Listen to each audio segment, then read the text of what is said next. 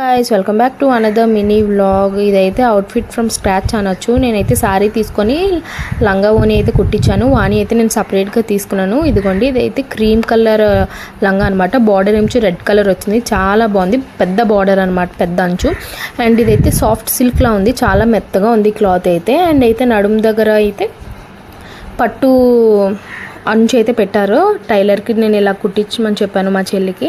And దీనికైతే లంగాకి 3 metres crepe lining అయితే నేను తీసుకున్నాను. అండ్ బ్లౌజ్ అయితే బుట్ట హ్యాండ్స్ పెట్టించాను. అండ్ అంచు కూడా హ్యాండ్స్ అయితే వేయించాను అనమాట, చాలా బాగుంది. అండ్ బ్యాక్ ఏమొచ్చి తాడులు పెట్టించాను. ఇదైతే ఈ బ్లౌజ్ అయితే బ్యాక్ ఓపెన్ అనమాట, ఫ్రంట్ ఏమొచ్చి వీనెక్ లాగా పెట్టించాను.